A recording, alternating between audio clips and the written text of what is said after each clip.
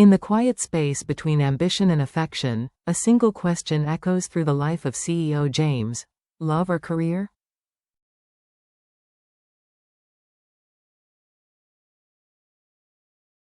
He was once a man who had it all: wealth, a flourishing company, the respect of colleagues, and the admiration of society.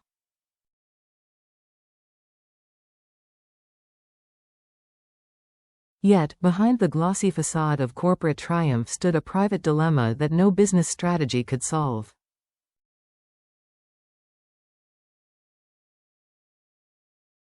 His love for Tú Diep, a woman marked by hardship, resilience, and scars from a turbulent past, would soon test the limits of loyalty, reputation, and sacrifice.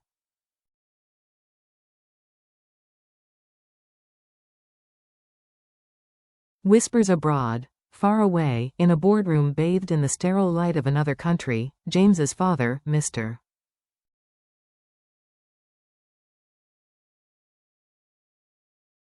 Hone, was conducting a high-stakes negotiation. He had built his empire with an iron hand, his reputation polished like a shield.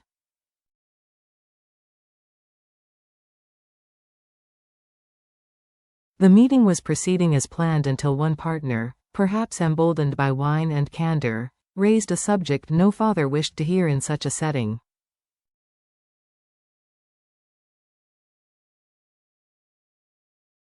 Mr. Hone, a good leader like you, why would you allow your son to entangle himself in such a relationship? With a woman already married once, and with a child? Surely, this threatens the image of your family and your company.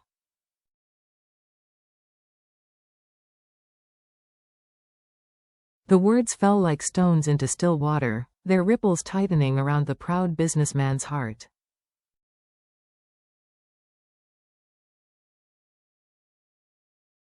Mr. Hone's face hardened. For a man who thrived on appearances and alliances, the thought of his son's private life staining the company's name was intolerable.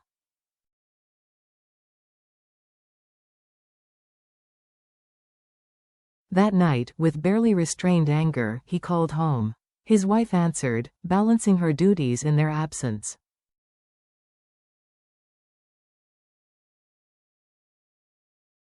You must come abroad immediately, he urged. Arrange your affairs and join me.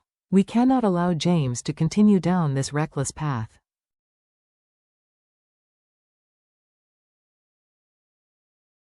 But Mrs. Hone, though gentle in tone, stood firm. He is old enough to decide his own life.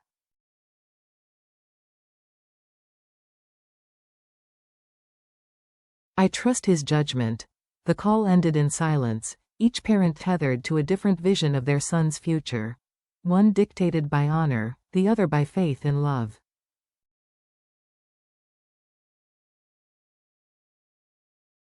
A thunderbolt at the cafe. Meanwhile, James worked tirelessly at his company, unaware of the storm gathering against him.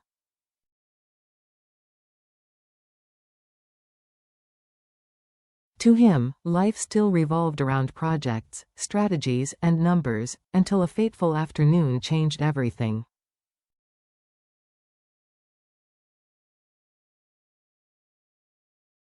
He had arranged to meet a trusted subordinate at a quiet coffee shop. The conversation began casually, but soon his colleague's expression grew somber.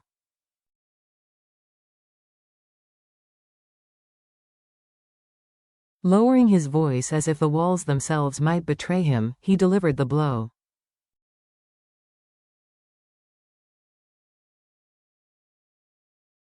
Mr. James, from today, we can no longer follow your instructions. Your father has issued an official order.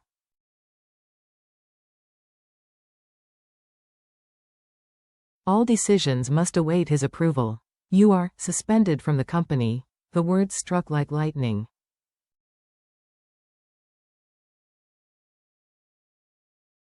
James gripped his glass, stunned. His own father had cut him off, not with warning, but with the finality of exile.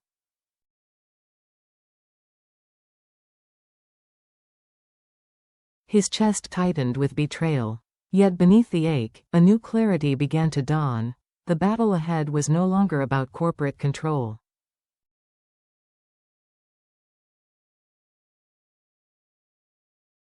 It was about the right to live freely, to choose love over duty, and to protect Tú Diệp and NHI at any cost.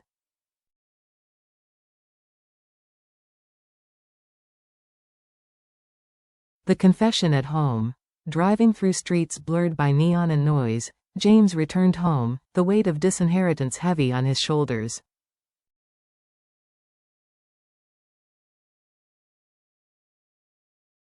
His mother, folding laundry in the living room, looked up in surprise. "Why are you home so early? Is work finished already?"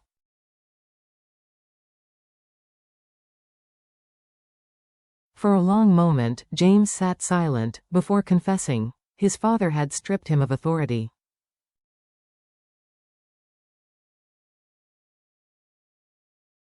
His career, everything he had built, was now controlled from afar. His mother froze, the fabric slipping through her fingers.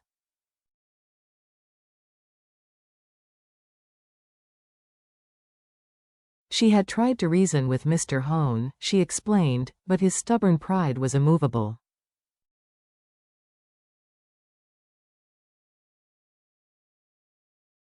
Still, she reminded James of one truth. The road ahead would be hard, but love had its own kind of power.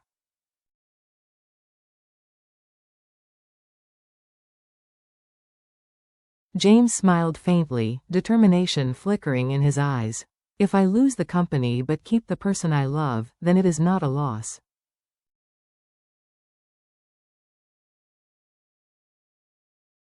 Love in the rain.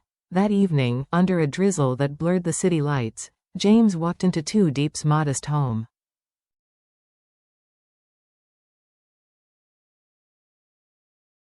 She was clearing the table after dinner, while young NHI bent over her homework, humming softly.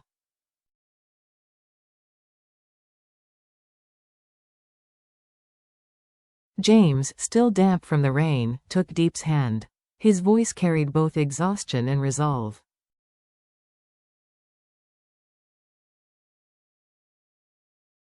I've been dismissed. I no longer run the company. Tears welled in Diep's eyes.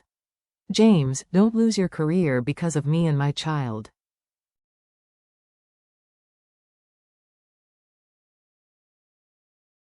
I don't want to become your burden, but James tightened his grip.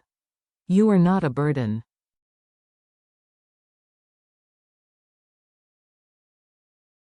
You are my reason to keep fighting.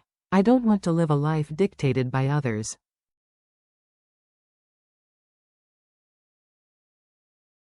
I want to live for myself, for us. At that moment, NHI rushed over and wrapped her small arms around him.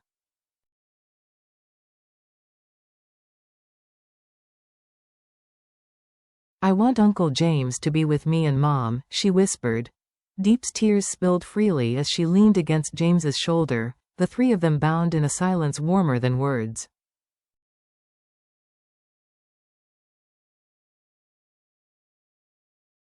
A father's warning. Later that night, James picked up the phone and dialed his father.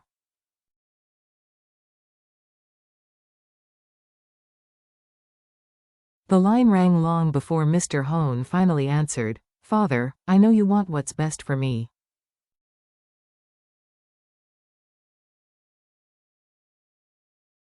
But I love Diep. If the company won't allow me the freedom to choose my own life, then I will start over from scratch.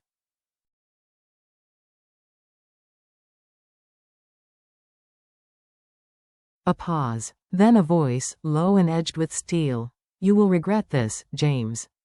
The world is not as easy as you think.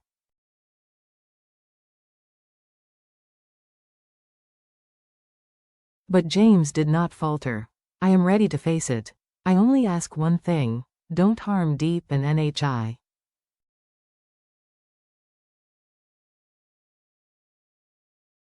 The silence that followed was heavier than words. Packing away the past, at dawn, James returned to the company for the last time.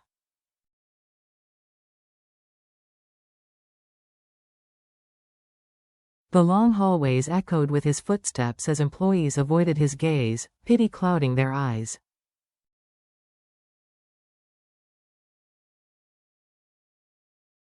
He gathered his belongings into a small suitcase, symbols of a career dismantled not by failure, but by love's defiance.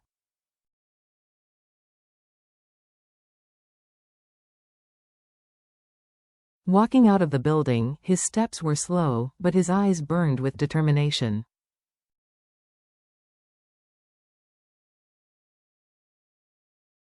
He was free, not in the way he had once imagined, but in a way that mattered far more.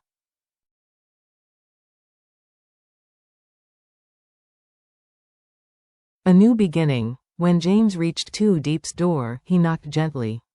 She opened it, eyes red from tears, and there he stood with a small suitcase and a faint smile.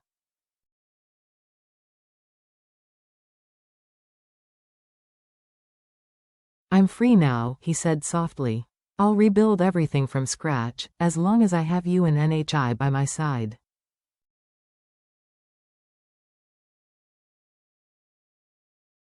Diep collapsed into his arms, her sobs mixing with laughter.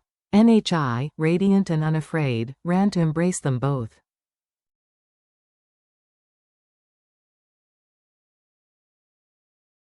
For the first time in a long while, the air was filled not with fear or sorrow, but with the fragile warmth of hope.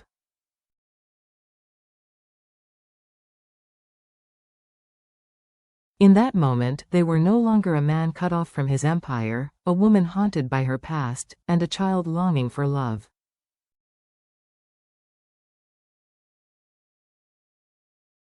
They were a family, beginning anew.